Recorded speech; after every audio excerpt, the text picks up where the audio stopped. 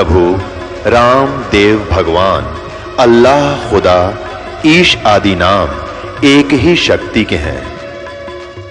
वो कैसा है, कहां है, कैसे मिलता है, किसने देखा है?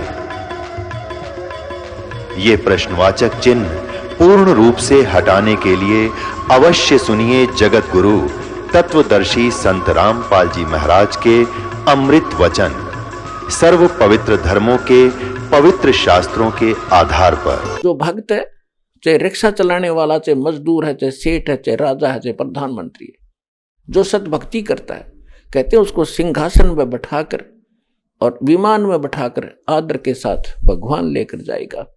तो इस आने और जाने में, इस मरने में अंतर है। तो हमारे मरने में और संसार के मरने में बहुत घना अंतर होगा।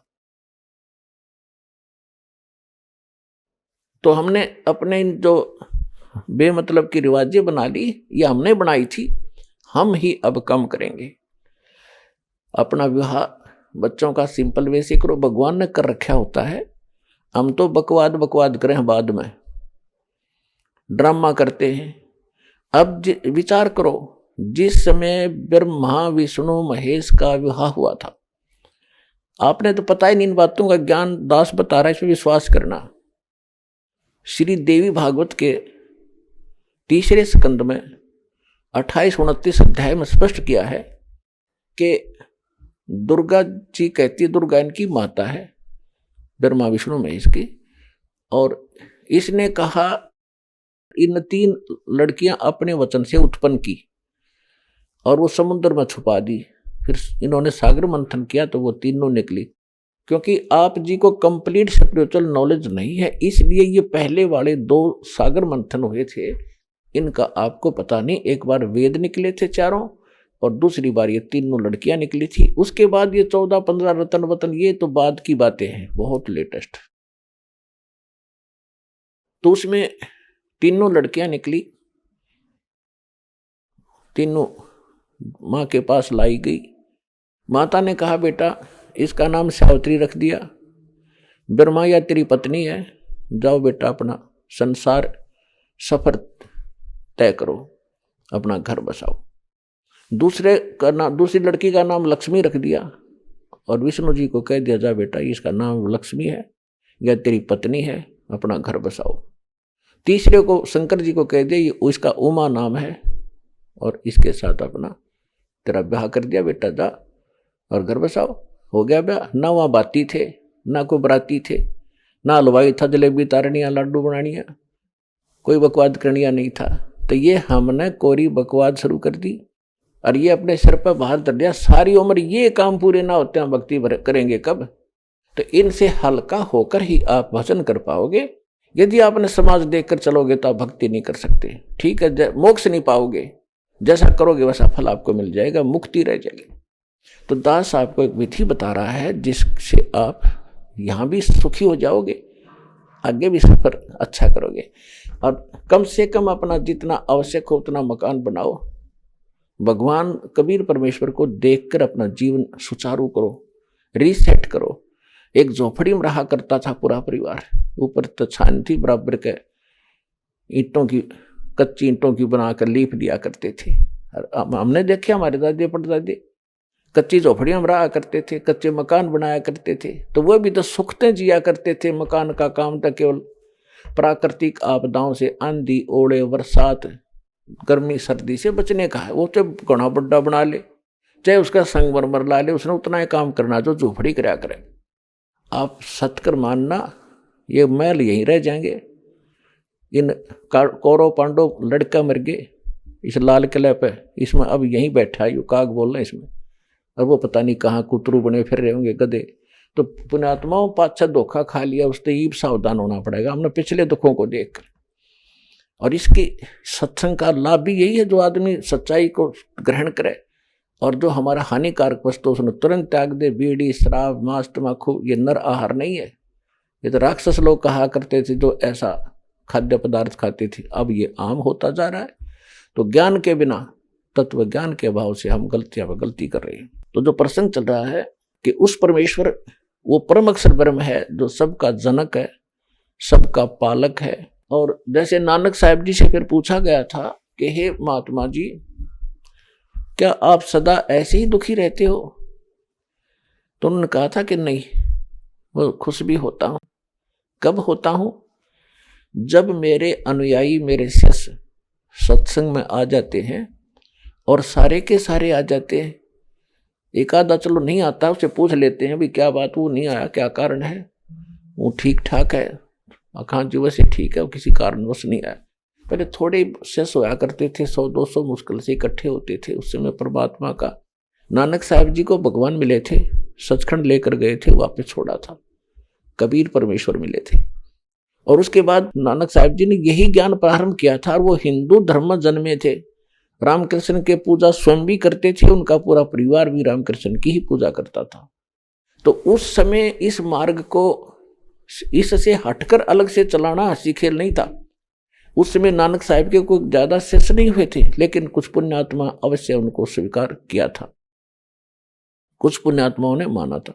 तो क्या कहते थे कि भाई साध मिले साडा शादी होंदी और विछड़ जा दिलगिरी वे, अख दे नानक सुनो जहाना मुश्किल हाल फकीरी। जब ये मेरे साध संगत, मेरे भक्त जब आते हैं यहाँ सत्संग में, तो मेरी खुशी का ठिकाना नहीं रहता। और जब ये बिछुड़ जाते हैं, आप अपने घर को जाते हैं, तब मुझे वही दुख छा जाता है। कारण क्या है कि संसार के अंदर ये ज्ञान नहीं है और इस भगवान की जानकारी किसी को नहीं है। इन बच्चों को मुश्किल से यह बात समझ में आई है, ये रहते हैं उस समाज के अंदर जो इसके विपरीत सब क्रियाएं भी कर रहा है, विपरीत ज्ञान भी रखता है। तो मुझे ये डर बना रहता है कि कहीं मेरे इस बाग में कोई कीड़ा ना लग जाए, कोई पौधा सूख ना जाए, कोई बच्चा भ्रमित होकर यहाँ से दूर ना चला जा। और जब ये यूं के यूं वापस आते हैं तो मेरी खुशी होती है कि परमात्मा की दया है इनके ऊपर, अभी कोई काल के दूत ने इनको खराब नहीं किया है। तो साध मिले साडा शादी होंदी, विछड़ जा दिलगिरी वे, अख दे नानक सुनो जहाना ये मुश्किल हाल फकीरी वे। ये भक्ति करना इतना कठिन कर दिया इन लोगों ने, गलत ज्ञान प्रचार कर दिया और हम सच्चाई बता रहे हैं। तो इसके ऊपर भक्तों को लगाना, इस फकीरी माने भक्ति, इस भक्ति पर लगाना बड़ा कठिन हो गया हमारे लिए। तो यहाँ पुण्यात्मा हमें खुशी हो रही है, ये बच्चे भगवान को पहचान रहे हैं और उमड़ कर प्रत्येक सत्संग में उभर कर आ रहे हैं। तो दास की खुशी का कोई ठिकाना नहीं होता रहता कि परमात्मा दास का मिशन सफल हो रहा है, आपके बच्चे आपको पहचान रहे हैं। और पुण्यात्मा परमात्मा के विचार दास आपको बताता है, इन विचारों को जन जन तक पहुंचाओ, इस मिशन को सफल करो। दास आपको एक सुखद जमाना देगा, आने वाला समय पूरा विश्व सुख से जिया करेगा।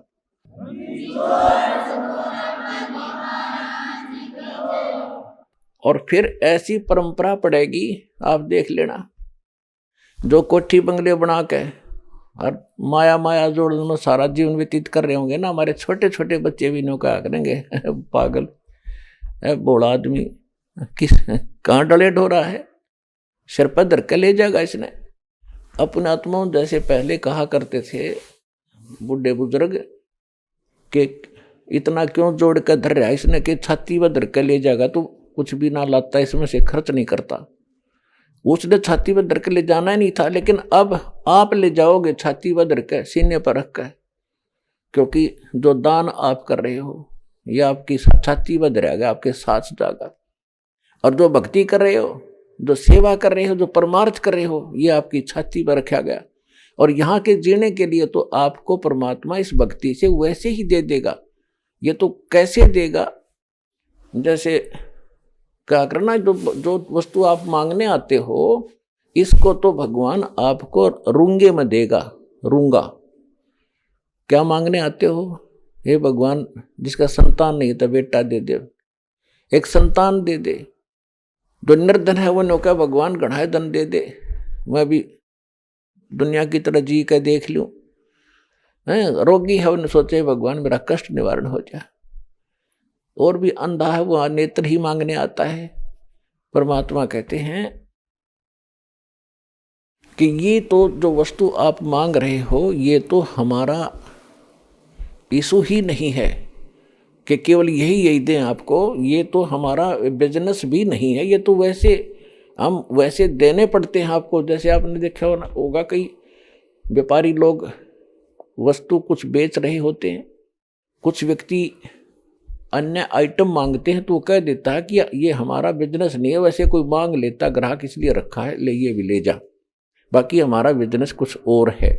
इसी प्रकार ये हमारा जो यहाँ का जो उद्देश्य है, आपको जन्म और मृत्यु से, जरा मरण से छुटवा कर और उस सतलोक में भेजना है, जहां जाकर आप कभी दुखी नहीं होगे, सदा का सुख होगा। और यहाँ छोटा मोटा सुख आपने मांग लिया, एक चीज दे दी किसी संत ने, मान ले जो नकली से हैं, वहां वो तो नहीं देते आपके संस्कार का सूता बैठ जाएगा, तो वो तो एक तो मिल गया, राग गए सारे दुख नो के नो।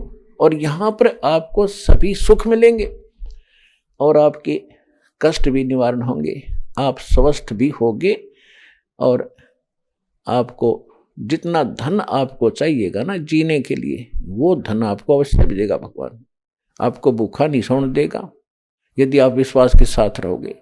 आपका कोई काम नहीं अड़ेगा, ये गारंटी देता दास, ये सच्ची नीत लगे रहता।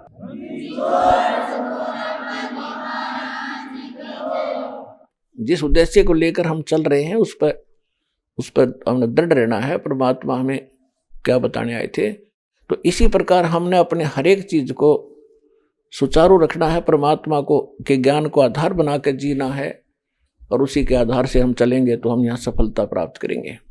प्रसंग चल रहा है कि ये तो आपको रूंगे में देगा भगवान। रूंगा क्या था, जैसे पहले समय में हमारे गांव में ये कोई भी जैसे बाहर से कोई सब्जी बेचने आ गया, कोई प्याज बेचने वाला आ गया, गांव में दुकान नहीं हुआ करती थी, तो हमारी दादी जी उनसे कभी टिंडे लेती सब्जी के लिए, और आम लेती, फल लेती, तो दाने गेहूं हुआ करते थे, बाजरा होता था, तो वो क्या करते थे, एक पलड़े में, तखड़ी के पलड़े में बाजरा या ज्वार गेहूं डाल दिए, और कहता था कि 2 बार दूंगा, यानी एक वजन जो गेहूं का एक पलड़े में डाल दिया, उसके बराबर में 2 बार आम दूंगा। अच्छा भाई दे दे। वो जब अपना सौदा तो पूरा हो गया, सारे आम दे दिए, फिर क्या करती हमारी दादी, रूंगा और दे भाई।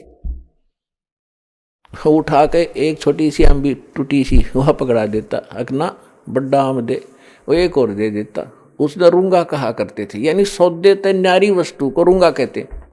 तो हमारा जो सौदा है, आपको अमर करूं सतलोक पठाऊं, ताते बंदी छोड़ कहाऊं, बंदी छोड़ है हमरा नामम, अजर अमर है अस्थिर ठाम। हमारा मूल सौदा तो ये है, आपका मोक्ष कराएंगे, सतलोक ले जाएंगे, और वो सतलोक कैसा है वो बताएंगे।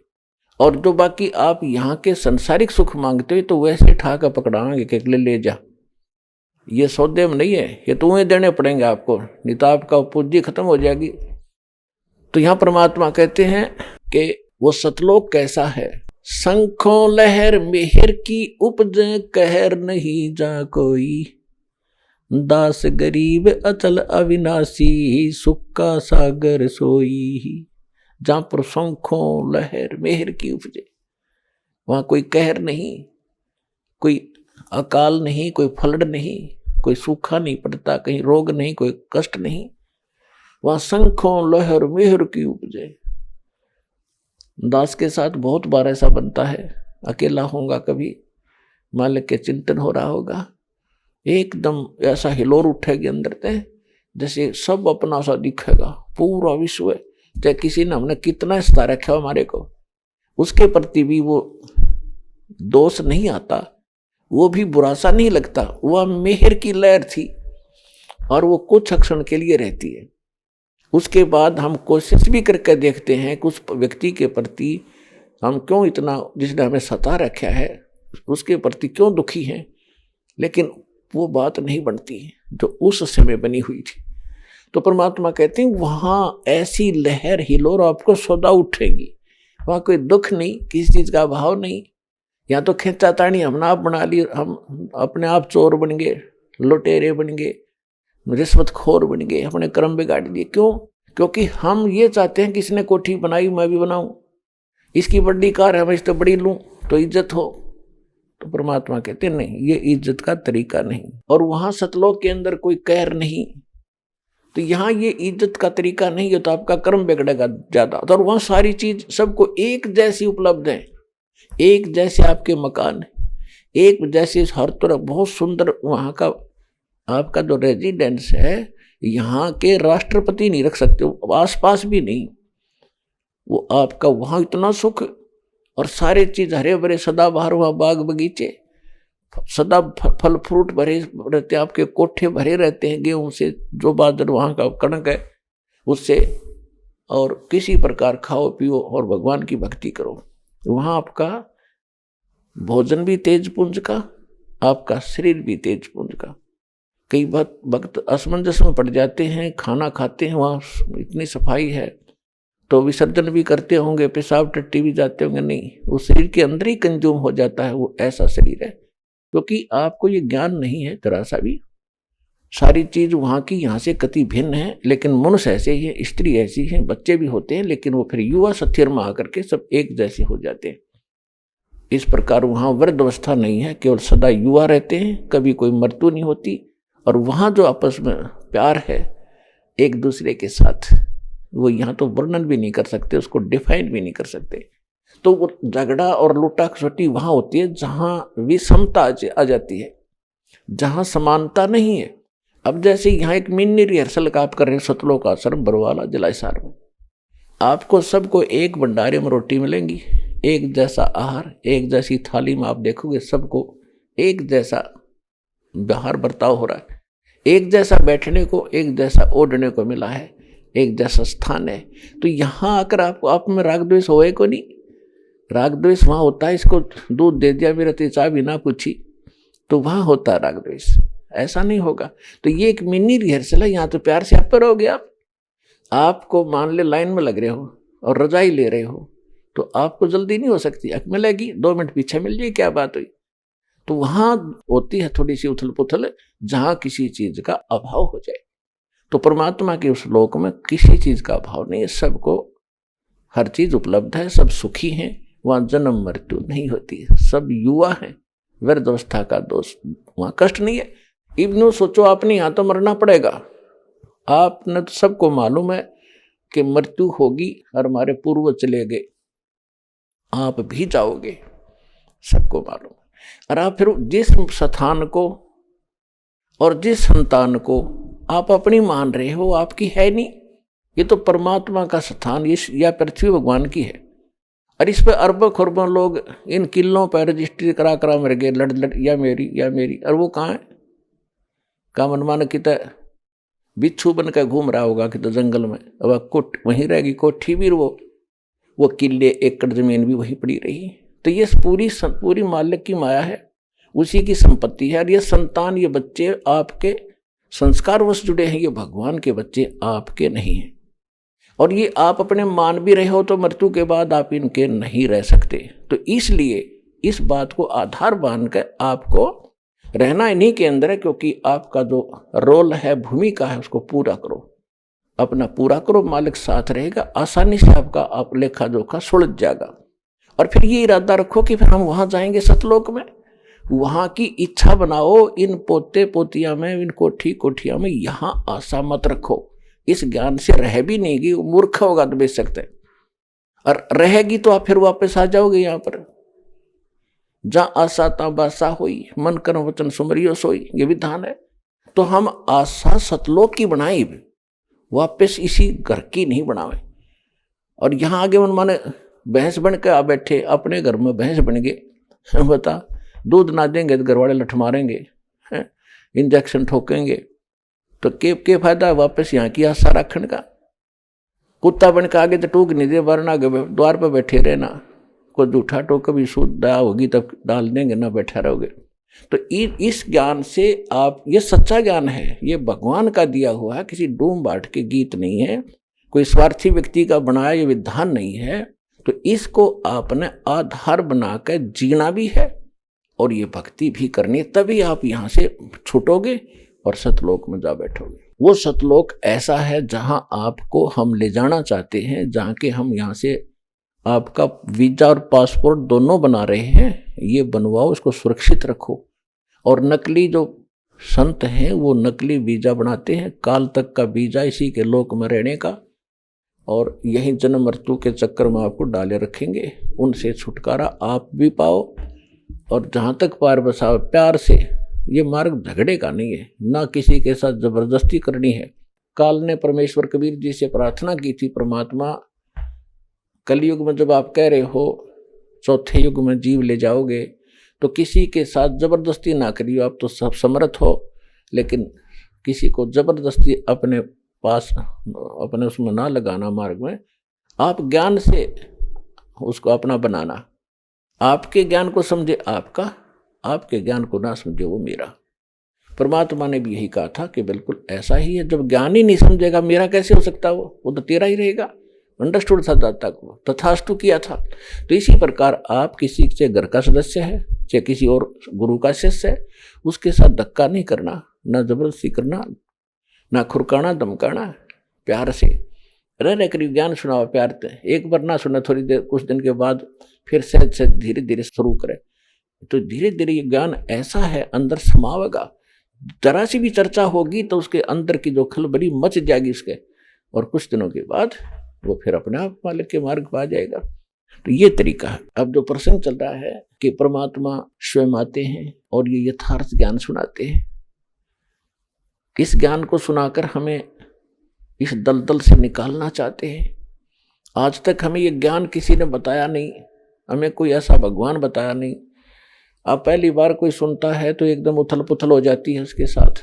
ये कैसा व्यक्ति है, ये कैसी बात कह रहा है, हमने कभी सुना ना देखा, ये सब झूठ पावेगी। और जब वो प्रमाण मिलाता है तो ठग ऐसा रह जाता है कि सचमुच हमारे ग्रंथ, हमारे प्रमाण, और हमें ज्ञान नहीं था। तो फिर उसके रोने के अतिरिक्त उस भगत के पास शेष कुछ नहीं बचता। फिर वहाँ आएगा, 2 दिन पीछे आएगा, पूरा विश्व यहाँ आए, यानी नाम लेगा इस दास से। अगर किसी ने सुखी होना है, मोक्ष कराना है, ये परमात्मा का आदेश भी है अपने बच्चों तक। वो अब इस ज्ञान को ये पहुंचा कर ही छोड़ेगा, चाहे कितना ही कोई कट्टर बना बैठा हो।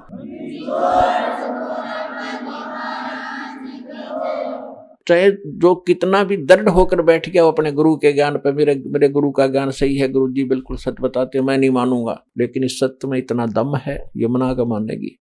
धर्मदास जी ने परमात्मा से जब मिले थे, जब उनकी वार्ता शुरू हुई थी मथुरा में, तो धर्मदास जी ने ये शब्द कहा था कि मैं अपने ज्ञान पर पूरा विश्वास करता हूं, अपने भगवान पर, अपने गुरु जी पर। मैं किसी की बातों मानने वाला नहीं हूं। परमात्मा बोले जी ठीक है, मैं तो एक अज्ञानी हूँ, मैं तो आपसे जानना चाहता हूँ, मुझे मेरे प्रश्नों का उत्तर दो। ये ब्रह्मा विष्णु महेश की माता पिता कौन है, मुझे यही बता दो। फिर वो कहने लगे कोई माता पिता नहीं है। तो परमात्मा ने वो प्रमाण बताए। उन देखा कि वो साथ ले रहा था पुस्तक, ठगा सा रह गया। लेकिन फिर भी ना मानने, क्योंकि ये अहंकार बहुत बुरा, कि कैसे हो सकता है, ये कैसे हो गया, तेरी पुस्तक में लिखा है और कैसे हो गया, तेरे ग्रंथ में लिखा है, फिर कैसे हो गया। अपने गुरु ने कोष उसने, जिसने तेरा बैठा बैठा दिया। ज्ञान तो सही है, वेद सही, गीता सही, प्राण सही, कुरान सही, बाइबल सही, गुरु ग्रंथ सही, लेकिन तुम्हारे इसके पढ़ने वाले, इसको व्याख्या करने वाले ठीक नहीं है। वेद कतेब झूठे ना भाई, झूठे हैं जो समझे नहीं। ये वेद कतेब यानी शास्त्र झूठे नहीं, झूठे तो ये लोग हैं जो समझे नहीं। इन्हें कख भी नहीं पता, अपने सदग्रंथों का ज्ञान नहीं, इसमें क्या वर्णन किया हुआ है। अपना जीवन नाश किया और ना जाने कितने परमात्मा के बच्चों को मिसगाइड करके वो भार सिर पर और रख लिए नकली गुरुओं ने। अब इनके लिए समाधान है, यहाँ चुप करके आवें, अपना भी कल्याण करावें और भगवान के बच्चों को छोड़ दो।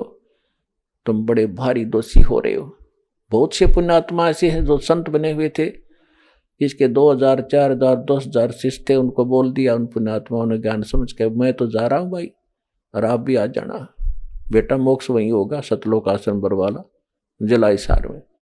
वो आप भी आए हैं, अपने शिष्यों से भी बोल दिया, आएंगे तो ना आएंगे कोई बात नहीं।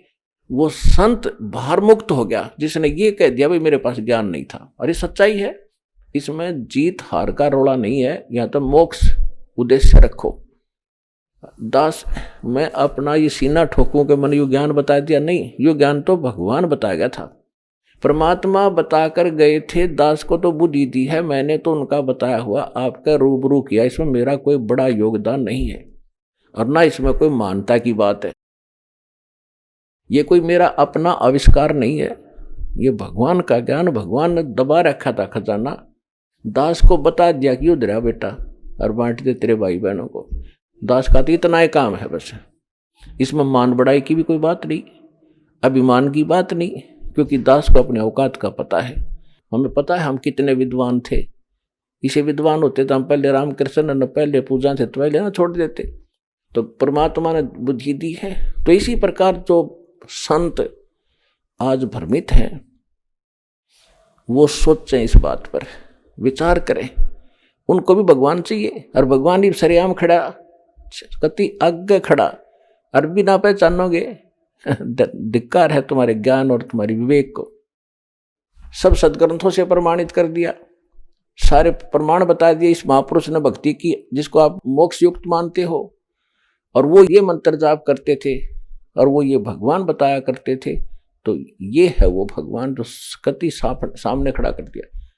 और अब भी कोई नहीं पहचानेगा तो वो बालक है या फिर जानबूझ कर बकवाद कर रहा है जिसको भक्ति और भगवान की आवश्यकता नहीं है।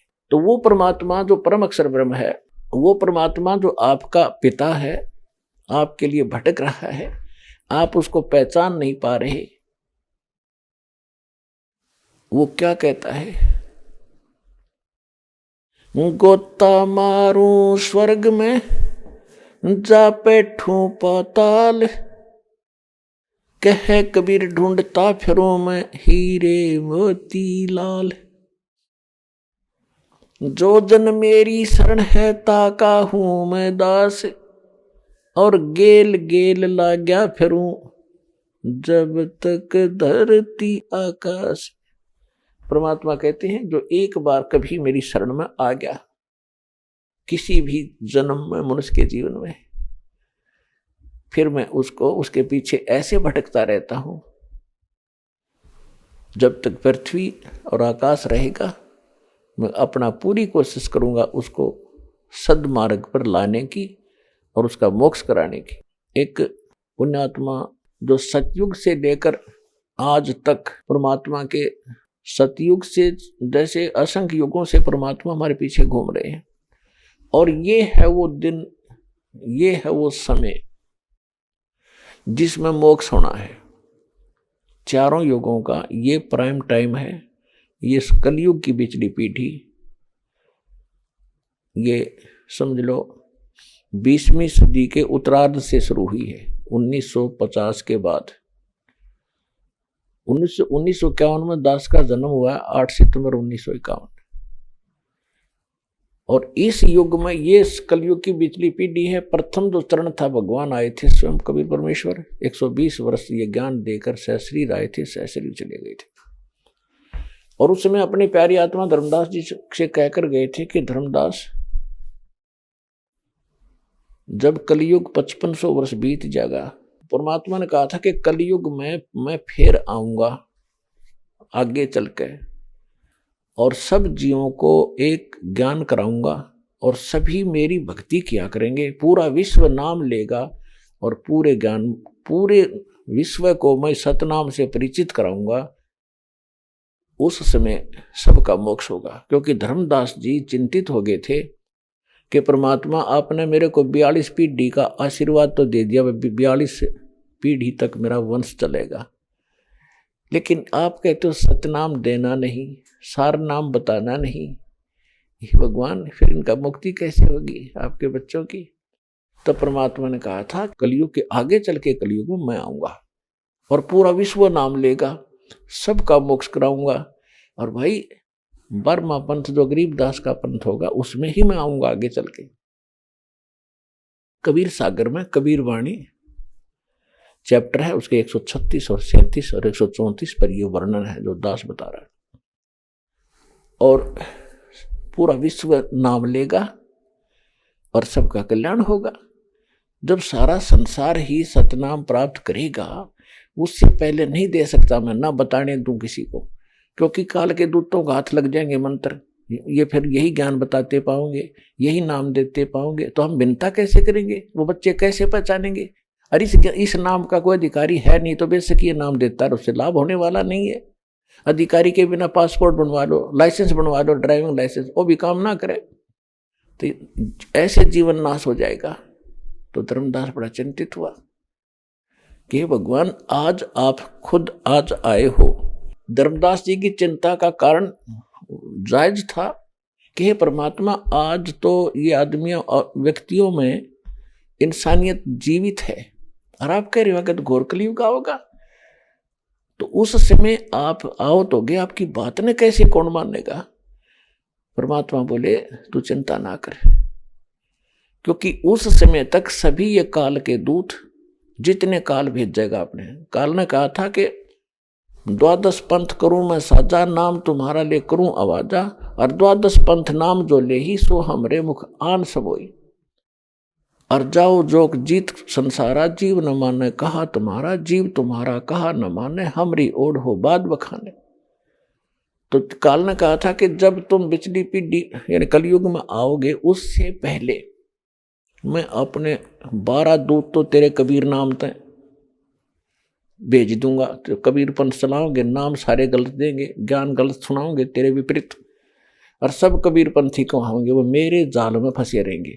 फिर और अनेक पंथ चलाऊं, विराधा स्वामी, धन सतगुरु, निरंकारी, आसाराम, सुदान सूर्य, ये सारे तेरे ब्रह्म ऋषि को आवे, ये निकक्का पता नहीं, तो ये सारे काल के पंथ हैं। और अनेक पंथ चलाऊं, या विध जीवों को भरमाऊं। तब परमात्मा ने कहा था, धर्मदास ने कहा था, भगवान फिर कौन मानेगा आपकी? उस समय तो आप कह रहे हो करते निजीव हो जाएंगे, कोई सुना नहीं गा सच्चाई को, और बड़े बुरा हाल हो जाएगा, तब आप जाओगे। तब परमात्मा ने कहा कि देखो, जब मैं जाऊंगा तो उस समय, उससे पहले, जब मैं जाऊंगा उससे पहले क्या होगा, यानी अपना दास भेजूंगा या स्वयं जाऊंगा, उससे पहले ये काल के जितने भी संत होंगे, पंथ, ये चल चुके होंगे और ये मैच्योर हो चुके होंगे, कोई वर्ष इनकी पीढ़ी बीत गई होंगी, और जो इनके पास ज्ञान होगा उसकी पुस्तक बन चुकी होंगी, और प्रत्येक उसके भी अनुयायी को पता होगा।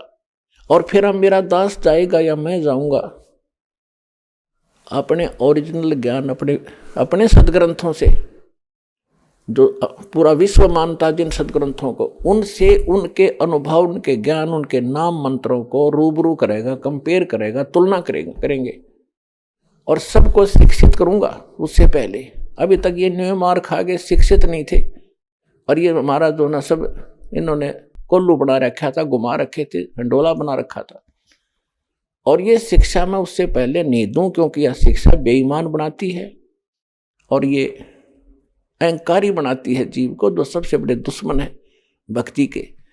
फिर परमात्मा धर्मदास जी ने कहा था, फिर ये बेईमान इतने बढ़ जाएंगे, कैसे सेट होंगे? किस ज्ञान में इतनी शक्ति है, वो अपने आप सेट हो जाएंगे। मेरे ज्ञान में ऐसी ताकत है, इतनी सत्यता है कि अपने आप मेरी आत्मा मानेगी। ये मन की बकवाद है, अहंकार हो जाना और बेईमान हो जाना। छोटे किस चीज पर होगे बेईमान? कोठी बना ली, फिर गधा बनेगा, वो याद दिलाई जाएगी इसको, फिर ये अपने सिंपल वे से जीवेगा। इनको ऐसा ज्ञान दूंगा, शिक्षा दूंगा, जितने बिगड़ेंगे बिगड़ लेंगे, फिर उनको सेट करना भी मुझे आता है।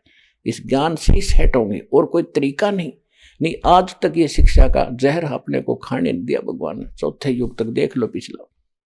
अब इस शिक्षा से हमने उद्देश्य क्या बनाया? रोजी रोटी, कोठी, नौकरी प्राप्त करूंगा।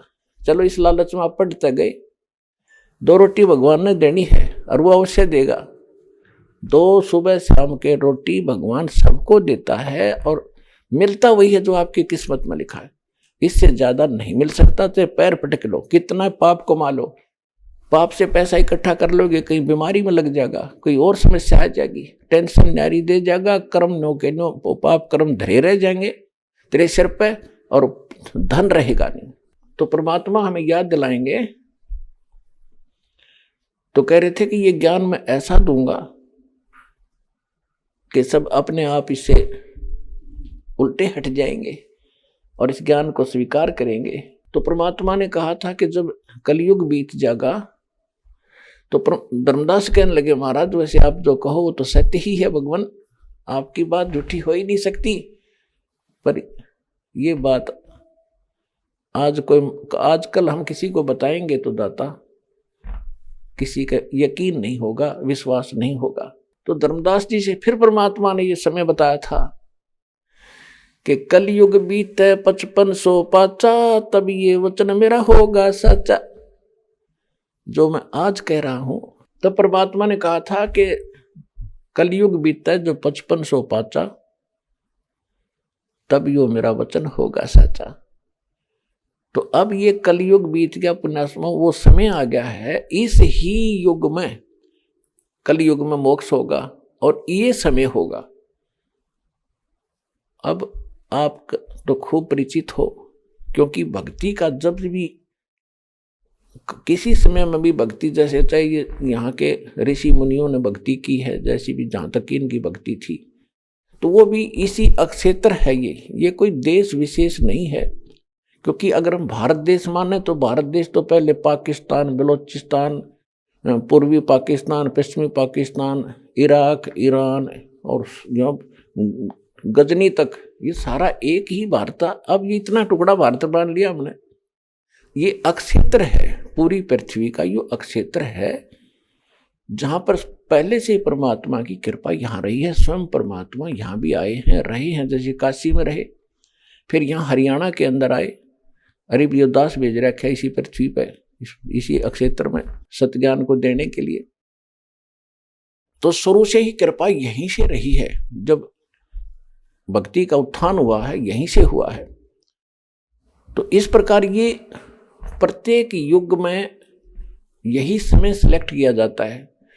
अब आप देख लो, 1947 में हिंदुस्तान आजाद हुआ, 1951 में दास का जन्म हुआ, और जब दास 8-9 वर्ष का हो चुका था तब तक हमारे वहाँ कोई शिक्षा की लहर नहीं थी। अध्यापक धक्के तो पकड़ के लिया करते, माँ बाप ने समझा के बच्चा ने पढ़ाओ, नौकरी लग जाएंगे, ऐसे हो जाएगा, तो तब मुश्किल से भेजा करते। हमारे समय में लड़कियों को तो पढ़ाया ही नहीं करते थे जब हमारा शुरुआत थी इस पढ़ाई की। मेरी 2 सिस्टर तो अनएजुकेटेड रह गई थी, घर के जाने नहीं दिया करते, या रुचि नहीं थी, ज्ञान नहीं था। तो कहने का भाव ये था कि ये शिक्षा अब दी दाता ने, और आप देख रहे हो इस शिक्षा ने कितना कहर तोल दिया। अब 20-30 वर्ष के इधर इधर देख लो, कितनी बेईमाना, कितनी कहाँ तक गिनवा में कौन कौन भ्रष्ट हो गए। अब देखो राजनेता कितने अच्छे करैक्टर के हुआ करते पहले वाले देखो, और अब क्या सत्र हो गया इनका। सारे तो नहीं है लेकिन अधिकता आ गई है। इसी प्रकार कर्म अधिकारी देख लो, और जजों के ऊपर भी ऐसे लांछन लगने लगे। जज की पोस्ट पर बैठ कर जो आदमी अन्याय करे है, तो इसका कारण क्या है? हम भगवान भूल गए, उसका विधान भूल गए। तो कितनी गिरावट आ गई हमारे अंदर। अब बेशक गिरावट आ गई, या परमात्मा समझो आवश्यक थी, जरूरी थी, और हमारी मजबूरी थी। शिक्षा के बिना भगवान नहीं पहचान सके थे। और फिर देखो दाता की कृपा, अभी 2000 के बाद ये कितना विस्तार हो गया। मोबाइल का, टेलीविजन, कितने चैनल चाल पड़े, धार्मिक चैनल, फलाने चैनल, और किस प्रकार के प्रोजेक्टर, ऐसे इंस्ट्रूमेंट बनवाए। ये मैन आदमी के बनाए हुए नहीं है, ये भूल ना करना कभी भी। ये परमात्मा का दिया माइंड है, परमात्मा ने बनवाए हैं। ये मनुष्य यही थे, लाखों वर्ष बीत गए, इन ढंग से कोई सानी काटने का गड्ढा सा बनाना नहीं आया। और एक रेडू के अंदर छह खेतर जोड़ के रथ का करते, सबसे बड़ा वाहन सुंदर, छह घोड़े दौड़ के उसने घसीटियाँ इंडिया करते, कितों काट ले जाते, ना सड़क थी ना कुछ और थी। तो ये मैन माइंड नहीं है, ये भगवान का दिया हुआ आपके लिए, कि इसके बिना आप ना देख सकते, ना पहचान सकते भगवान को, और ना ग्रंथों को सत्य मान सकते। आप अपनी डफले पीटे थे सभी, कोई कहता ये सच्ची है, कोई कहता नहीं मैं कह रहा ये सत्य है। अब सत्य तो सदग्रंथ बताओगे कौन सा है, वो दास ने रूबरू कर दिया। इन सभी जितने भी संत हुए हैं जिनको भगवान मिला, उनको छोड़कर ये नकली जितने हैं, इनके अनुभव की पुस्तकें आपके रूबरू कर दी कि ये ऐसा बताते हैं, और जिनको भगवान मिला वो संत ये बताते हैं, और हमारे ग्रंथ ये बताते हैं। हमारे ग्रंथ जो बताते हैं और जिनको भगवान मिला वो संत बताते हैं, वो दोनों एक बता रहे हैं। तो इसके विपरीत जिनके विचार हैं वो शास्त्र विधि को त्याग कर और मनमाना आचरण है, वो उसमें आपको कोई लाभ नहीं होगा। गीता अध्याय नंबर 16 के श्लोक नंबर 23 और 24 में यही प्रमाण है कि अर्जुन, जो शास्त्र विधि को त्याग कर मनमाना आचरण करते हैं, उनको न तो कोई सिद्धि प्राप्त होती है, न उनकी गति होती है, न उनको कोई सुख होता है। और इसीलिए भगवान को भजते हैं, इसीलिए भगवान की भक्ति करते हैं कि हमारे जीवन सफर में आने वाले पाप कर्म रूपी कांटे जो हमें दुखदाई होने थे वो कटे, वो साफ हों। तो इसलिए भगवान की आवश्यकता थी। जब तक हम भक्ति नहीं करते, पूर्ण परमात्मा नहीं मिलता, तब तक तो हम केवल अपना किया कर्म ही भोगते हैं। पाप भी भोगने पड़ेंगे और पुण्य भी, दोनों जो लिख रखे आपकी किस्मत में। तो इस लिखी हुई किस्मत में जो लिखा है पाप या पुण्य, अब पुण्य को तो कौन कटावे, पाप पे कटाया करे। तो ना तो ब्रह्मा जी काट सकते, ना विष्णु जी, ना शिव जी, ना दुर्गा जी, इनके बाकी सारे इनके नीचे देवता, उनका तो बातें छोड़ दो। ना ब्रह्म काट सकता सरपुरुष, ना अक्षर पुरुष काट सकता उस कर्म के कांटे ने। केवल परम अक्षर ब्रह्म काट सकता है। तो उसकी शरण में आने के बाद फिर आपके जो भक्ति रूपी सफर में पाप कर्म रूपी कांटे होंगे, वो ऐसे साफ करेगा। कैसे और किसके करेगा? जब आपके हृदय में ओनली कबीर इज गॉड ये रह जाएगा कि कबीर इज गॉड, कहते नहीं, आत्मा मानेगी सब प्रमाण देख के, और फिर सुख देगा आपको, फिर गवाही देगी आत्मा। कहाँ? भगवान तो यही है। तो जिस समय आप किस स्थिति में आ जाओगे? पति भर्ता पद पर। पति भर्ता किसे कहते हैं? वो लड़की अपने पति के अतिरिक्त अन्य किसी पुरुष में वो आस्था पति वाली ना रखे। बाकी सबका आदर सत्कार करना वो अन्य वस्तु है, वो शिष्टाचार है, आवश्यक है। तो इसी प्रकार जैसे हम किसी वस्तु की डिमांड को वस्तु प्राप्त करना चाहें, तो अपने भगवान कबीर साहब के अतिरिक्त अन्य किसी देवी देवता में सपने में भी इच्छा ना हो कि ये इससे मांग लूं, इससे मैं इच्छा करूं या मुझे कुछ राहत दे। तो तब आप पति भर्ता पद पर होगे। तो उसके विषय में बताया परमात्मा गरीबदास साहिब ने कि पति भर्ता जमी पर जो जो धर है पाओ, समर्थ झाड़ू देत है ना काटा लग जावे। कहते हो समर्थ वो परम अक्षर ब्रह्म कबीर साहब आपके जीवन रूपी सफर में आगे आगे चलेगा झाड़ू लेकर कि मेरे बच्चे के, मेरी प्यारी आत्मा के काटा ना लग जा, यानी इसको कोई पाप दुखी ना करते। तो पुण्यात्मा काटा निकालते हैं ना, तब भी पीड़ा होती है थोड़ी सी, पर वह एक बार होती है।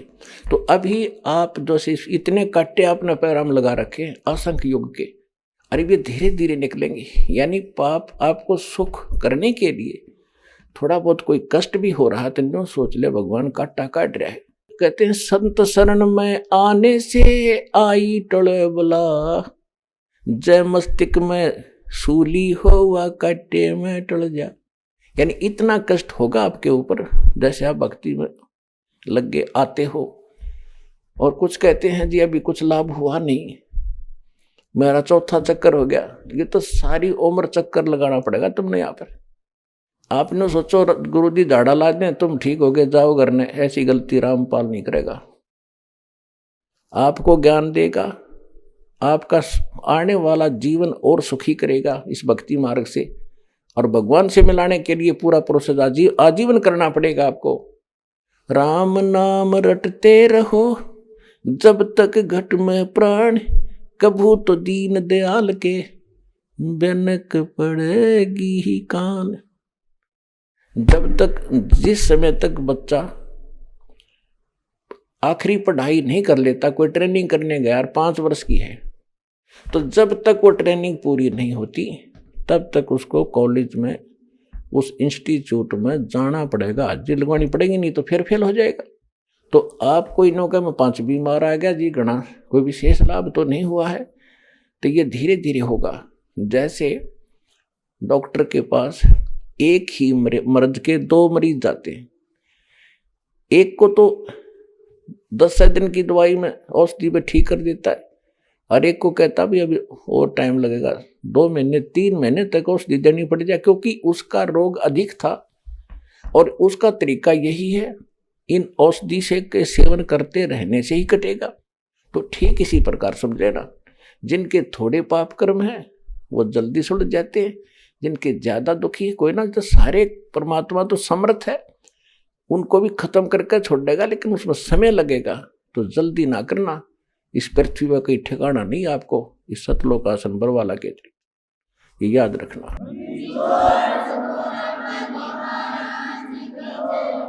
धीरे धीरे रे मना, धीरे सब कुछ होवे, माली सींचे 100 घड़ा, समय आए फल होवे। जैसे काम का पौधा बोते हैं तो उसके अंदर कितना पानी डालते हैं, सैकड़ों घड़े पानी के डाल लेते हैं, तो धीरे धीरे वो बड़ा होता है, फिर पेड़ बन जाता है। और पेड़ बढ़ने के बाद देखना इतने फल हो जाएंगे, लदपद हो जाएगा, आप भी खा लोगे, पड़ोसी भी तोड़ ले जाएंगे, रिश्तेदार भी ले जाया करेंगे, और फिर भी खत्म ना होंगे। तो इस राम नाम के बीज को आपने बोया है, इसको प्रफुल्लित करो, थोड़ा समय दो, और फिर देखना कितना सुख होगा, आप सोच भी नहीं सकते वो सुख देगा भगवान आपको।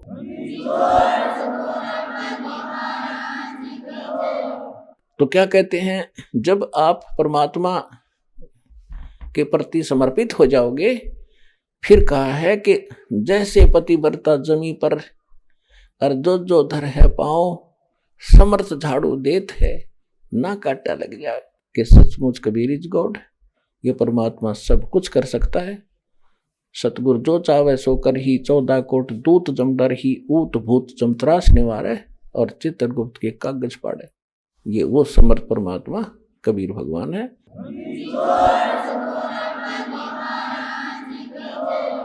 परम पिता परमात्मा पूर्ण ब्रह्म, सारी सृष्टि के रचनहार कबीर परमेश्वर जी की असीम रजा से आप सभी पुण्यात्माएं सत्संग सुनने के लिए उपस्थित हुए।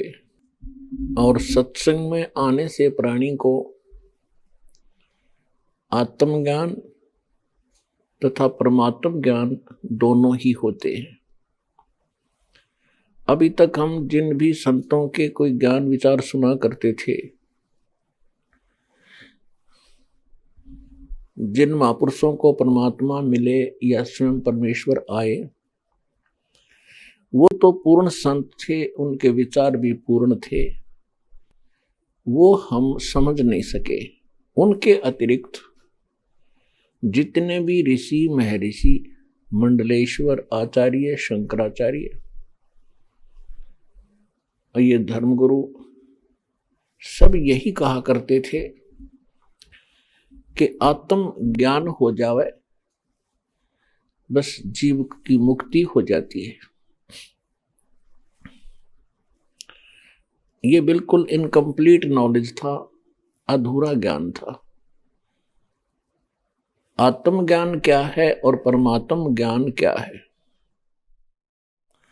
आत्म ज्ञान है कि ये जीव कौन है, मैं कौन हूं, कहां से आया हूं, इस जन्म मृत्यु के पचेड़े में कैसे पड़ गया, जिस परिवार के साथ मैं 50, 60, 70, 80 वर्ष रहता हूं, उसमें कितनी ममता होती है, एक दूसरे के साथ हम कितने आकर्षित होते हैं, कितने प्यार से रहते हैं, फिर मृत्यु क्यों होती है? इसको कहते हैं आत्मज्ञान। मान लीजिए किसी को आत्मज्ञान हो गया कि हम जीव हैं और हम क्यों जन्मते मरते हैं। अभी तक इतना ही ज्ञान था कि कर्म संस्कारवश हम जन्मते हैं, अपने संस्कार समय पूरा होते ही हम मर जाते हैं और ये जन्म मरण का चक्र बना ही रहेगा। ये हमें हमारे धार्मिक गुरु ज्ञान दिया करते थे। इसके हटकर जैसे कोई शराब के नशे में और किसी गहरे खड्डे में गिर जा और उसके अपने आप निकलने से वो असमर्थ हो और उसको ये भी ज्ञान हो गया कि मैं इस खड्डे में गिर गया, बहुत गहरा है, और किस कारण से पड़ा, तो उसको ये भी ज्ञान हो जाए कि मैं नशा कर रखा था इसलिए गिर गया। ये तो आत्मज्ञान हुआ उसको कि मैं खड्डे में गिर गया और किस कारण से गिरा, नशा कर रखा था इसलिए गिर गया। इस आत्मज्ञान का क्या लाभ हुआ जब तक इसका समाधान नहीं हुआ कि इससे निकला कैसे जाएगा और कौन निकालेगा। ये परमात्म ज्ञान। परमात्मा कहते हैं कूप की छाया कूप के माही, ऐसा आत्मज्ञान ना। जैसे कुएं की छाया और कुएं में रह लेती है, उसका बाहर कोई अस्तित्व नहीं है, ठीक इसी प्रकार ये आत्मज्ञान है। अगर आत्मज्ञान हो भी गया और समाधान हुआ नहीं, परमात्म ज्ञान हुआ नहीं, तो आत्मज्ञान भी व्यर्थ है। अब आत्मज्ञान ये संत जन कराते रहे, भाई भक्ति कर ले, परमात्मा का नाम लिया करो, भक्ति ना करोगे तो 84 लाख योनियों में चले जाओगे, बहुत कष्ट उठाना पड़ेगा। बिल्कुल ठीक है, ये तो है आत्मज्ञान और अध्यात्म ज्ञान। और परमात्म ज्ञान, परमात्मा का ज्ञान, श्रेष्ठ आत्मा का ज्ञान, उत्तम पुरुष का ज्ञान। आइए अब हम उन श्रद्धालुओं के अनुभव जानते हैं जो जगत गुरु तत्वदर्शी संत रामपाल जी महाराज जी से दीक्षा प्राप्त कर चुके हैं तथा उनके द्वारा बताए गए भक्ति मार्ग पर चल रहे हैं। माता जी नमस्कार। नमस्कार जी। सत साहिब। क्या शुभ नाम है आपका? गुरुपदेश भक्तमती। कहाँ से हैं आप? हम पंजाब से हैं और गांव हमारा अटारी है। संत रामपाल जी महाराज से कब जुड़े आप? इनसे हम 4-6 अप्रैल 2013 को। हाँ जी। संत रामपाल जी महाराज से नाम दीक्षा लेने से पहले आप क्या भक्ति साधना करते थे? उनसे पहले हमारे कबीर पंथी सीगे गुरु जी, वो उनका नाम था संत लक्ष्मण दास जी, लक्ष्मण सिंह जी, और उनसे हमने नाम लेकर रखा हुआ था। वो भक्ति करते थे हम, और गुरु ग्रंथ साहब जी को हम मानते हैं। हाँ जी। पहले जो भक्ति आप करते थे, उन भक्ति को करने से आपको क्या लाभ मिला? उससे जैसे जो भी कोई दुख सुख हो गया तो वो ऐसे ही है कि परमात्मा की तरफ से हो रहा है, जो दुख हो रहा है सुख हो रहा है परमात्मा की तरफ से हो रहा है, तो ऐसा है, वो ऐसे था। हाँ जी। तो फिर आप संत रामपाल जी महाराज की शरण में कैसे आई? इनकी शरण में हम ऐसे आए कि जैसे हमारे जो पहले गुरु थे उनकी तो डेथ हो चुकी है, उनकी आगे गद्दी हमारे माता जी हैं, वो आगे गद्दी उनको दी हुई थी, उनका नाम त्रिलोचन कौर है।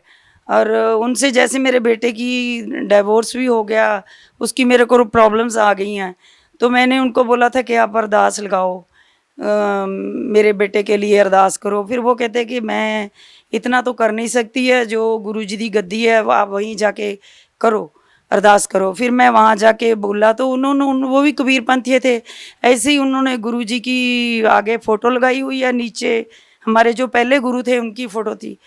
तो मेरे मन में ऐसे आया कि इनको मैंने बोला है और इन्होंने मेरा आगे लगाया नहीं। जैसे मेरे मन को ऐसे धक्का जैसे लगा कि हमारे गुरु भी हैं, हमारी माता भी है, और मेरे लिए इन्होंने किया नहीं, मेरा मन दुखी हो गया। फिर मैंने वहाँ जाके अरदास करी, अरदास करते करते फिर मेरे दिमाग में आया कि आप तो हमारे गुरु हो। फिर उसके बाद फिर मैंने कहा, हम बाबा जी बोलते थे उस टाइम, तो मैंने कहा आप हमारे बाबा जी हो, इतना हमारा सब दुख सुख देखते हो। फिर उसके ऊपर कबीर साहब की फ़ोटो लगी हुई थी, मैंने उनसे उधर से ध्यान हट के उधर में हो गया मेरा। मैंने कहा आप ही बड़े हो, आप कबीर पंथी हो, आप बड़े हो, आप भगवान हो, आप हमें अपने पास क्यों नहीं बुलाते। मैं अपना दुख तो भूल गई, मेरे मन में ऐसे आने लगा कि आप यहाँ भी हो, हमें बुलाओ अपने पास। बस ऐसे करके फिर वहाँ से मैं घर आ गई। फिर उसके बाद जैसे हमारे गांव में गुरुदेव भाई जी हैं, उन्होंने ये नाम लिया था संत रामपाल जी महाराज से, तो उन्होंने मेरे को वहाँ से मेरे को ज्ञान गंगा और एक भक्ति मार्ग, कुछ ऐसे भक्ति का संदेश या कुछ ऐसे एक किताब है, वो मैंने ली। वो मैं सुबह रोज पढ़ती, थोड़ा थोड़ा पढ़ती, और वो पूरा उससे मेरी माता जी मेरे को गालियाँ देती कि क्या नमाज शुरू कर लिया, क्या पढ़ रही है। तो ऐसे करते करते मेरे को इतना जैसे अंदर खिंच पड़ गई। मैंने अपने बेटे को उनसे पूछा, कहते ऐसे सीधा बरवाला चले जाते हैं, लुधियाना से ट्रेन जाती है, जहाँ मोगा से सीधे बैठ जाओ उस ट्रेन में। फिर मैंने अपने बेटे से बोला कि चलो हम चलते हैं। तो हम वहाँ जाके गए, बरवाला उतर गए, तो वहाँ हमें गाड़ी में बैठ गए जो अपने सतलोक से आती हैं, तो वहाँ चले गए। तो मैंने तो वहाँ जाके सारा नाम ले लिया। थोड़ा थोड़ा सा लगा जब उन्होंने कहा कड़ा उतारो, ये करो, तो थोड़ा सा ऐसे लगा कि ये क्या बोल रहे हैं। तो फिर मेरे को ऐसे था कि मैंने तो नाम लेना है, मैं इसके पीछे ही गई थी। क्योंकि जो हमारे पहले गुरुजी थे, जैसे लक्ष्मण कबीर पंथी थे, वो भी लक्ष्मण सिंह, तो मेरे दिमाग में आया कि उन्होंने हमें तो अमृत नाम सोहम निर्गुण नाम निरंकार हृदय राम ऐसे बोला हुआ था, वो है। तो माता जी जो उनकी गद्दी पे आगे बैठी थी, वो बोल रहे हैं कि हमें ओम ओम बोला है। तो मेरे मन में ऐसे दुचित्ती हो गया मेरा मन कि हमें सोहम बताया है, तो हमें ये भी पता नहीं था कि ओम क्या है, सोहम क्या है।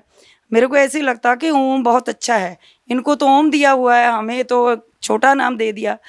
तो इसलिए जब मैंने ज्ञान गंगा पढ़ी, उससे मेरे को पता चला कि एक नाम है, सतनाम है, जैसे आगे सारा उसका ज्ञान हुआ। संत रामपाल जी महाराज की शरण में आने के बाद आपको क्या लाभ मिले?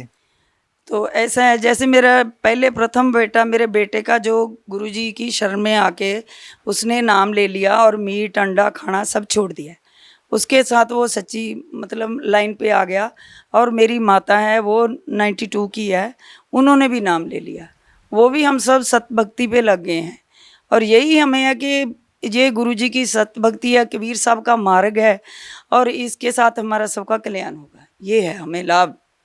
बाकी जैसे घर के छोटे काम है, कोई कहीं कोई ज़मीन नहीं बिक रही है, मेरे इन लॉज में मेरी थोड़ी बहुत ही प्रॉपर्टी का झगड़ा था, वो हमारा क्लियर हो गया। हमारे घर में आ गए वो लोग जी, थोड़ी सी ज़मीन थी भी, चलो हमें बिक नहीं रही थी, वो भी बिक गई। फिर अभी गुरुजी को अरदास भी मेरी लगाई हुई है, तो वो मेरे जो काम ठीक हो रहे हैं, मेरे को महसूस होता है कि मेरे घर के सारे काम ठीक हो रहे हैं। माता जी, आप भगत समाज को क्या संदेश देना चाहेंगे? भगत समाज को मेरे यही प्रार्थना है कि सच्चे सतगुरु कबीर साहब का रूप हैं संत रामपाल जी महाराज, ये उनका ही अवतार हैं, और उनसे नाम लो और अपना कल्याण करो, आत्मा सतलोक की प्राप्ति होगी। जो गुरुजी बता रहे हैं वो बिल्कुल सच है, और हम तो अपना खुद बता रहे हैं कि वो बिल्कुल सही है। और सब लोग, सब कोई भी समाज है, वो खुद बताते हैं कि जो परमात्मा है वो आगे सार नाम या दूसरा शब्द है, जो उसके साथ जो हमें दुख सुख होता है वो सब सामने होता है, ठीक होता है, आत्मा के साथ होता है। बहुत बहुत धन्यवाद आपका। थैंक यू सत साहिब जी।